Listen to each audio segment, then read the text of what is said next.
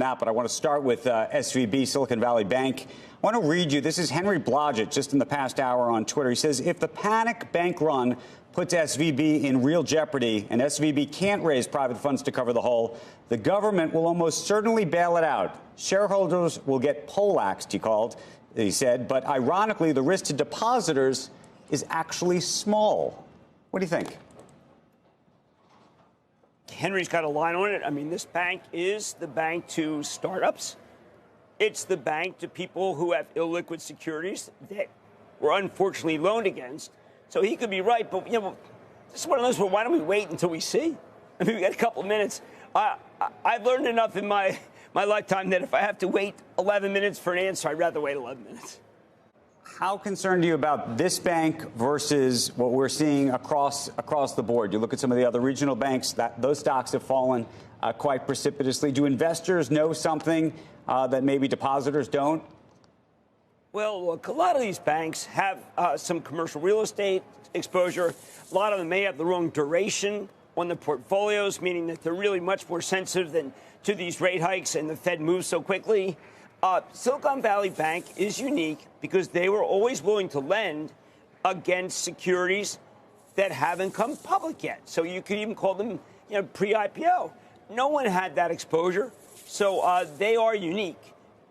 Just like Silvergate was unique with crypto. Right. But I do think that they're big enough to be more like what Art Cashin said. It does feel like Penn Square, maybe hoping to be contained before it gets to Continental Illinois. Right.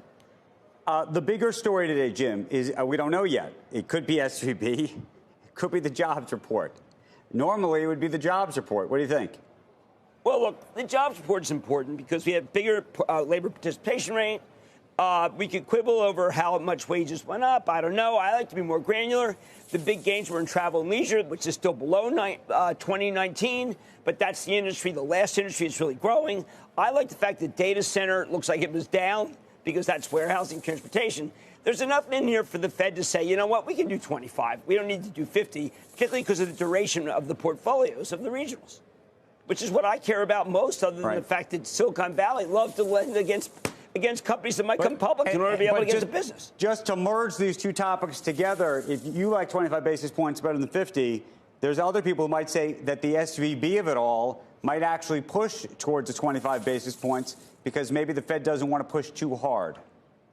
Well, I think that now that we know all the duration risk, we've got to be concerned that the Fed is forcing banks to go from held for sale. Look, we don't want we don't want a three-year Treasury holding to destroy the banking system. It's crazy. Right. Just because he raised it so quickly doesn't mean, it wasn't reckless to put money in the 3-year. But remember, it's duration that we're talking about, which has to do with sensitivity of what the Fed does. And so the Fed ought to cool it to make it less